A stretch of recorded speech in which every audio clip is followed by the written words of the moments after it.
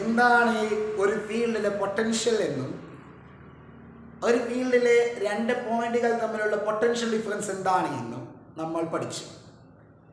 Potential ആണെങ്കിലും potential difference ആണെങ്കിലും W/Q0 ആണ്. W is the work done. Potential ആണെങ്കിൽ ഇൻഫിനിറ്റിയിൽ നിന്നും ഒരു പോയിന്റിലേക്ക് കൊണ്ടുവരാൻ ചെയ്യുന്ന വർക്ക് ഡൺ ആരെ? Q0 ചാർജിന്. പൊട്ടൻഷ്യൽ ഡിഫറൻസ് ആണെങ്കിൽ അതേ Q0 ചാർജിനെ ഒരു പോയിന്റിൽ നിന്ന് മറ്റൊരു പോയിന്റിലേക്ക്, ഫീൽഡിലെ ഒരു പോയിന്റിൽ നിന്ന് മറ്റൊരു പോയിന്റിലേക്ക് കൊണ്ടുവരാൻ ചെയ്യുന്ന വർക്ക് ഡൺ ആണ്.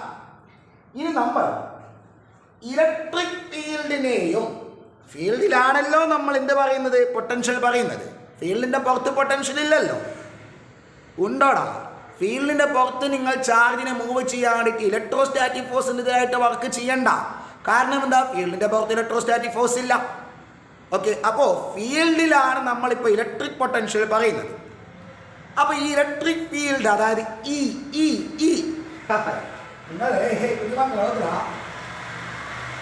ഇതാണ് സോഴ്സ് ചാർജ്. നമ്മളിപ്പോൾ ഡിസ്കസ് ചെയ്യാൻ പോകുന്നതല്ലേ, വളരെ സിമ്പിൾ ആയിട്ടുള്ള ഒരു ടോപ്പിക്കാണ്, പക്ഷെ വളരെ ഇമ്പോർട്ടൻ്റ് ആണ്. ഈ സോഴ്സ് ചാർജിന്റെ ഫീൽഡിൽ ഒരു പോയിന്റ് ആണ് എ. ആ പോയിന്റിലാണ് നിങ്ങൾ പൊട്ടൻഷ്യൽ ഡിഫൈൻ ചെയ്തത്. അതേ പോയിന്റിൽ പണ്ടൊരു കാലത്ത് നിങ്ങൾ ഇലക്ട്രിക് ഫീൽഡ് ഡിഫൈൻ ചെയ്തതോ വേണ്ട. അതിന്റെ അർത്ഥം എന്താണ്? What is electric field at this point? നമ്മൾ എങ്ങാനും ഒരു Q0 ചാർജിനെ ഇവിടെ വെച്ച് കഴിഞ്ഞാൽ ആ Q0 ചാർജിന്റെ മുകളിൽ ഈ സോഴ്സ് ചാർജ് എക്സൈറ്റ് ചെയ്യുന്ന ഫോഴ്സ് എത്രയാണോ ആ ഫോഴ്സ് ആണ് ഈ പോയിന്റിലെ ഫീൽഡ്. ഈ പോയിന്റിലേക്ക് Q0 ഇൻഫിനിറ്റിയിൽ നിന്ന് കൊണ്ടുവരാൻ വേണ്ടി നിങ്ങൾ ചെയ്ത വർക്ക് എത്ര ആണോ അതാണ് ആ പോയിന്റിലെ പൊട്ടൻഷ്യൽ. അപ്പൊ പൊട്ടൻഷ്യൽ എന്ന് പറയുന്നത് ഇൻഫിനിറ്റിയിൽ നിന്നും അങ്ങോട്ട് കൊണ്ടുവരാൻ ചെയ്ത വർക്കാണ്, വിച്ച് ഇസ് എ സ്കേലാർ. ഇനി ആ പോയിന്റിലെ ഫീൽഡ് എന്താണ്? ആ പോയിന്റിൽ ഒരു ടെസ്റ്റ് ചാർജ് വെച്ച് കഴിഞ്ഞാൽ ടെസ്റ്റ് ചാർജിന്റെ മുകളിൽ സോഴ്സ് ചാർജ് എക്സൈറ്റ് ചെയ്യുന്ന ഫോഴ്സ് ആണ്. So field is the force, potential is the work. Okay അല്ലേ? അപ്പൊ നമ്മൾ നെക്സ്റ്റ് പറയാൻ പോകുന്നത് how this field is related to potential. ഈ പോയിന്റിൽ നിങ്ങൾ ഡിഫൈൻ ചെയ്ത പൊട്ടൻഷ്യലും ആ പോയിന്റിലെ ഫീൽഡും തമ്മിലുള്ള ബന്ധം എന്ത്? ഓക്കെ, ആ ഹെഡിങ് കുറച്ച് കഴിഞ്ഞിട്ട് മാഷ് പറയാം. ഓക്കെ, അപ്പോൾ നമ്മൾ ആ റിലേഷൻ കണ്ടുപിടിക്കാൻ പോവാണ്. So this is the test source charge. This is the source charge plus Q. ആ സോഴ്സ് ചാർജിന്റെ ഫീൽഡിലുള്ള രണ്ട് പോയിന്റുകളാണ് A and B. Okay, A and B. Next, suppose the potential at this, നമ്മൾ എ എന്നുള്ളത് ഇപ്പുറത്ത് കേട്ടോ, എ എന്ന പോയിന്റ്, ബി എന്ന point. Potential at B is VB and potential A is VA. Okay, then what is meant by the potential difference between A and B? Q0 എന്നുള്ള test charge എയിലുണ്ട്, ഇൻഫിനിറ്റിയിൽ നിന്ന് കൊണ്ടുവന്നതാണ്. ആ test ചാർജിനെ നിങ്ങൾ ഇനി എവിടേക്ക് കൊണ്ടുവരണം? നിങ്ങൾ ബിയിലേക്ക് കൊണ്ടുവരണം. അങ്ങനെ ബിയിലേക്ക് കൊണ്ടുവരാൻ വേണ്ടി നിങ്ങൾ ചെയ്ത വർക്ക് ഡൺ ആണ് the potential difference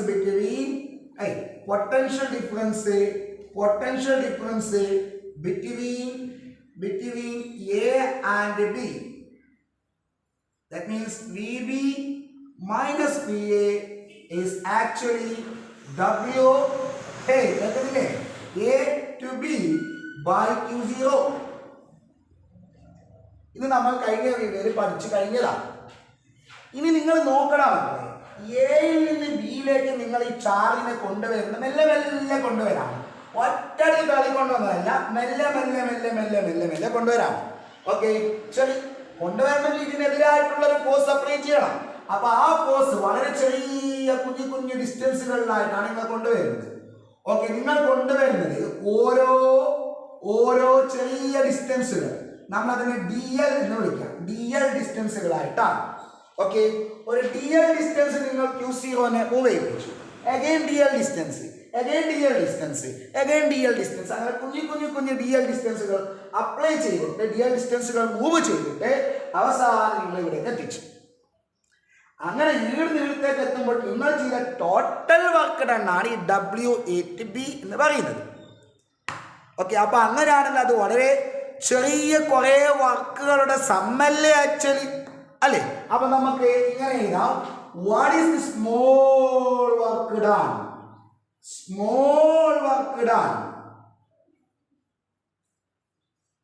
to move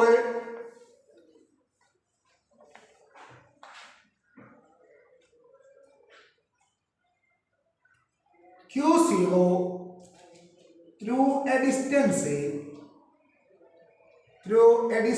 di. എന്തായിരിക്കും? എന്താണ് സ്മോൾ വർക്ക് ഡൺ? നമുക്കതിന് DW എന്ന് പറയാം. Okay, DW is equal to എങ്ങനെയാണ് വർക്ക് കണ്ടുപിടിക്കുക? Work is the force into distance F.S. Okay, അപ്പൊ നിങ്ങൾ അപ്ലൈ ചെയ്ത ഫോഴ്സ് ഇങ്ങോട്ടൊരു ഫോഴ്സ് അപ്ലൈ ചെയ്തിട്ടാണ് നിങ്ങൾ എന്ത് ചെയ്തത്? ഇതിനെ ഇങ്ങോട്ട് മോഹിപ്പിച്ചത് അല്ലെ. ആ ഫോഴ്സ് F ആണ്.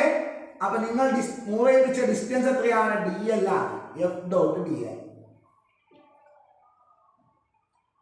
ഓക്കെ, ഇനി ഞാൻ ചോദിക്കട്ടെ മക്കളെ, ആ എ എന്ന പോയിന്റിൽ Q0 വെച്ച് കഴിഞ്ഞാൽ ആ Q0ന്റെ മുകളിൽ ഇത് കാരണമുള്ള ഇലക്ട്രിക് ഫീൽഡ് എങ്ങോട്ടാണ്? അതിങ്ങോട്ടല്ലേ. Direction of field at this point. എടാ Q0 +Q തള്ളല്ലേ, അങ്ങോട്ട് പുഷ് ചെയ്യല്ലേ. ആ പുഷ് ചെയ്യുന്നതിന്റെ ഡയറക്ഷൻ ആണ് ഇലക്ട്രിക് ഫീൽഡിന്റെ ഡയറക്ഷൻ. ഈ ഫോഴ്സ് നിങ്ങൾക്കറിയാം, നിങ്ങൾ ഇപ്പോൾ ഈ Q0 മൂവ് ചെയ്യിപ്പിക്കുന്നത് എന്തിനെതിരായിട്ടാണ്? ഇത് അപ്ലൈ ചെയ്ത electrostatic ഫോഴ്സിനെതിരായിട്ടല്ലേ.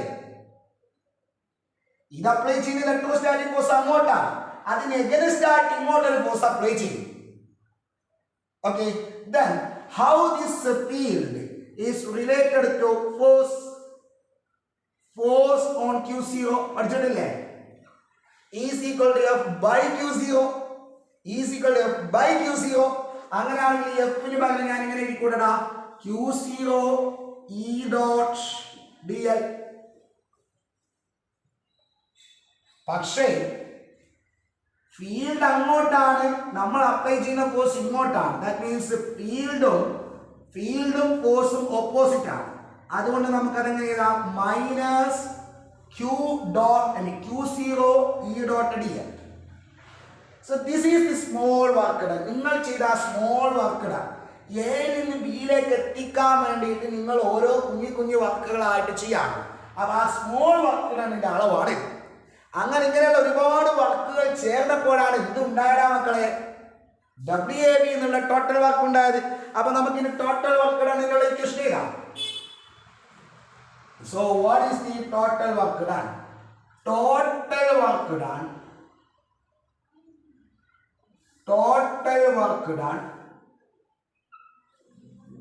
to take the charge, to take Q0 from A to B, which is WAB അല്ലെ, WA to B. എന്ത് ചെയ്താൽ മതി? ഈ ചെറിയ വർക്ക് ഡണ്ണുകൾ നമ്മൾ എന്താക്കിയാൽ മതി? DW ഇന്റഗ്രേറ്റ് ചെയ്താൽ മതി അല്ലെ.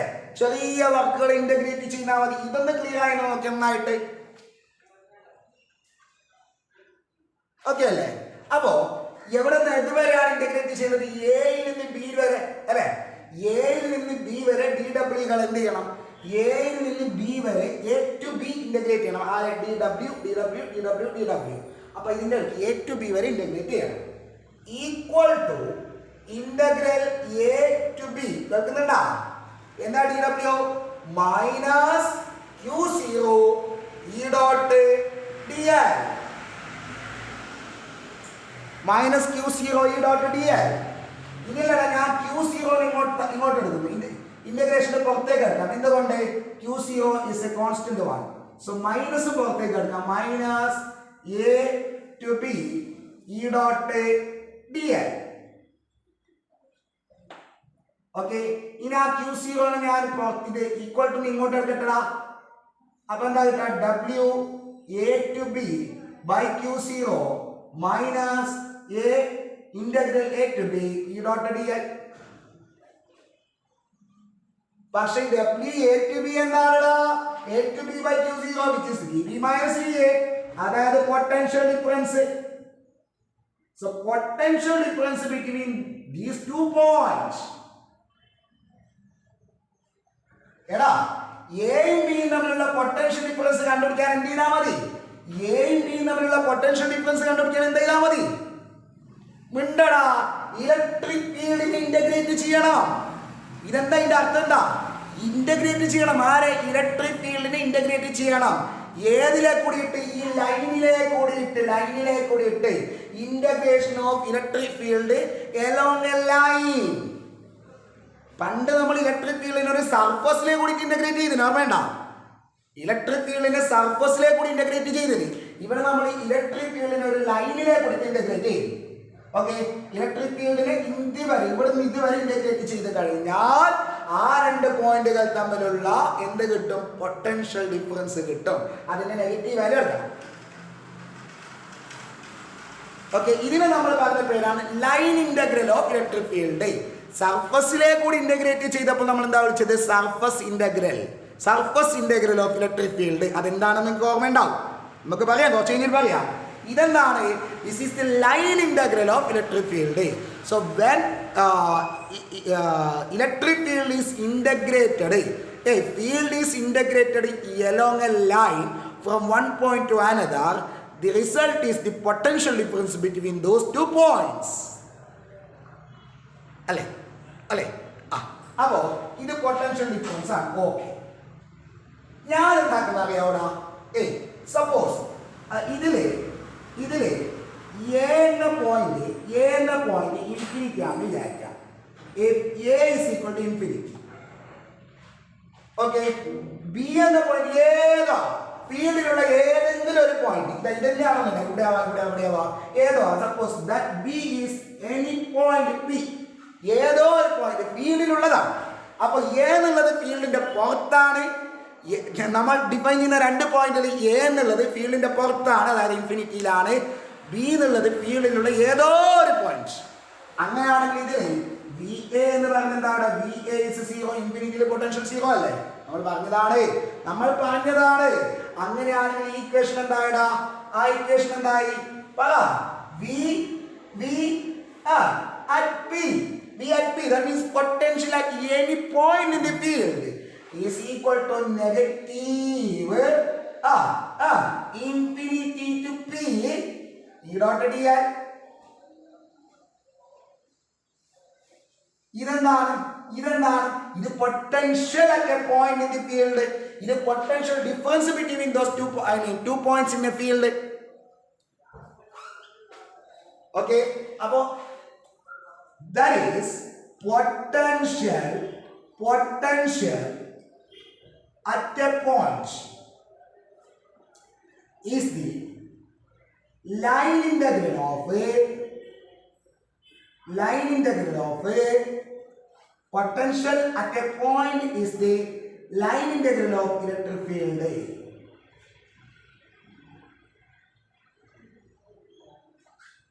അതിന്റെ അർത്ഥം നിങ്ങൾക്ക് മനസ്സിലായെന്നറിയില്ല. ഇത്രേ ഉള്ളൂ. ഒരു ടെസ്റ്റ് ചാർജ്, സോഴ്സ് ചാർജ്, അതിന്റെ ഫീൽഡാണ് ഇതെന്ന് വിചാരിക്കാം. ഇവിടെ നിങ്ങൾക്ക് പൊട്ടൻഷ്യൽ കണ്ടെത്തണം, ഈ പോയിന്റ് പി. അതിന്റെ അർത്ഥം എന്താ? പൊട്ടൻഷ്യലിന്റെ മീനിങ് എന്താ?